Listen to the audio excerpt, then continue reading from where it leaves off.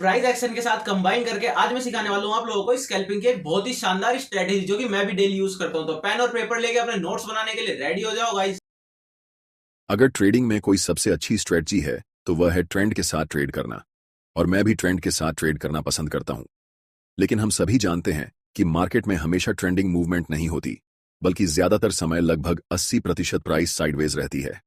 लेकिन जब price sideways हो और हम ट्रेंड के साथ ट्रेडिंग करने वाली स्ट्रेटजी को फॉलो करते हैं तो हमारा बहुत ज्यादा नुकसान हो सकता है, क्योंकि हमें मार्केट की ऑर्डर स्टेट के बारे में जानकारी नहीं होती। मार्केट हमेशा एक ही स्टेट में नहीं रहती, बल्कि अपने स्टेटस को बदलती रहती है। जब मैं शुरू में प्राइस एक्शन सीख रहा था तो उस समय मेरे पास सिर्फ वही स्ट्रेटजी थी जो ट्रेंडिंग मार्केट में काम करती थी। लेकिन जब भी मार्केट साइडवेज में जाता तो मेरा स्टॉप लॉस हिट हो जाता और मुझे नुकसान होता। इसीलिए अगर आप डे ट्रेडिंग या स्कैल्पिंग करते हैं या करना चाहते हैं तो मार्केट की ऑर्डर स्टेट को समझना बहुत जरूरी है, क्योंकि जैसा कि मैंने बताया, खासकर इंट्राडे में मार्केट 80% समय साइडवे ही रहता है। मार्केट का सबसे पहला स्टेट होता है ट्रेंडिंग स्टेट। इसे दो प्रकार में बांटा जा सकता है, पहला स्ट्रॉन्ग ट्रेंड और दूसरा चैनल ट्रेंड, जिसे वाइड ट्रेंड भी कहते हैं।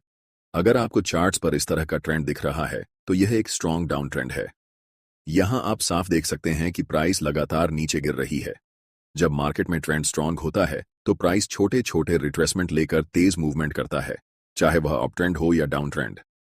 जब प्राइस अप ट्रेंड में होती है तो वह हायर हाई और हायर लो बनाते हुए ऊपर जाती है।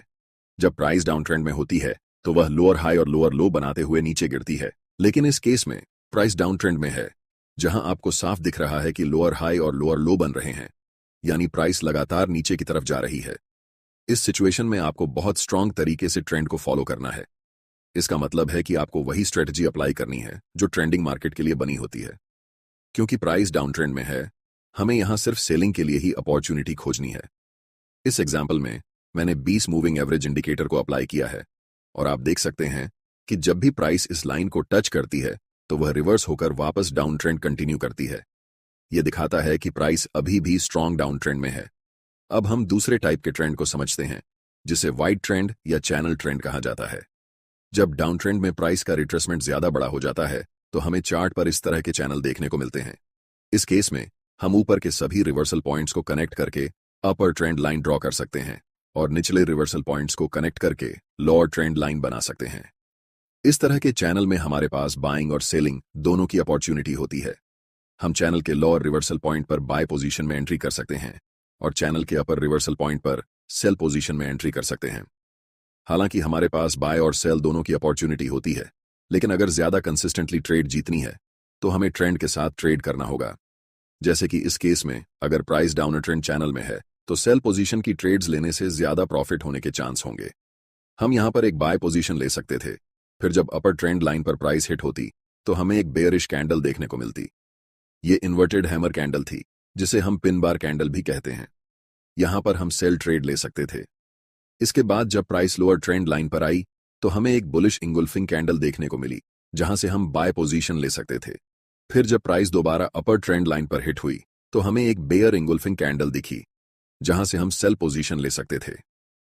मार्केट की दूसरी स्टेज होती है रिवर्सल स्टेट। इस स्टेट में ट्रेड करना सबसे ज्यादा मुश्किल होता है, इसलिए इसे समझने के लिए वीडियो को बहुत ध्यान से देखना। अगर आप मार्केट में नॉर्मली रिवर्सल ट्रेड करने जाएंगे तो 80% टाइम आपका स्टॉप लॉस हिट हो जाएगा। लेकिन आज मैं आपको एक ऐसी पॉइंट स्ट्रेटजी बताने वाला हूं जिससे आप कम से कम 50% टाइम सही ट्रेड ले पाएंगे।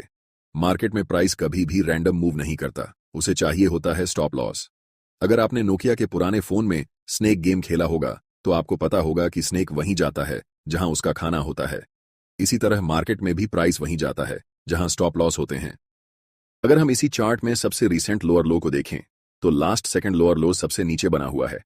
इसका मतलब यह है कि यहां पर जिन लोगों ने बाय पोजीशन में एंट्री ली थी उन्होंने इस कैंडल को ब्रेकआउट समझकर अपना स्टॉप लॉस इसी लेवल पर रखा होगा। इसी वजह से यहां ब्रेकआउट फेल हुआ।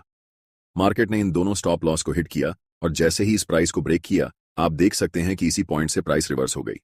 इसके पीछे एक और बड़ा कारण था। जब आप इसी चार्ट को बड़े टाइम फ्रेम में देखेंगे, अभी यह 1 मिनट टाइम फ्रेम में है, लेकिन अगर इसे 3 मिनट टाइम फ्रेम में देखेंगे तो आपको दिखेगा कि प्राइस इसी लेवल से रिवर्स हो गई है। इसका मतलब यह है कि यह लेवल बहुत ज्यादा इंपॉर्टेंट था। जब कोई लेवल बार बार सर्वाइव करता है तो वह एक स्ट्रॉन्ग की लेवल बन जाता है।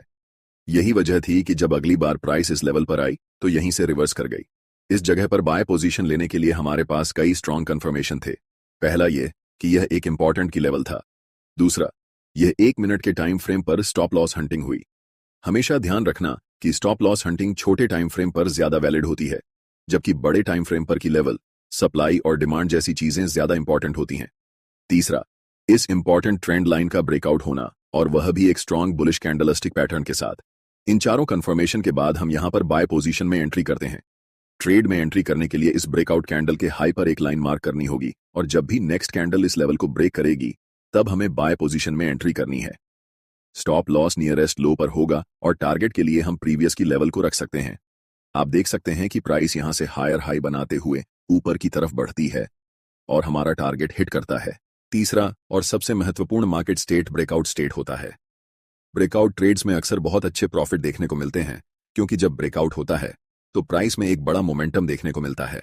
लेकिन छोटे टाइम फ्रेम पर इस मोमेंटम को कैप्चर करना आसान नहीं होता, क्योंकि वहां स्टॉप लॉस हंटिंग का प्रभाव ज्यादा होता है।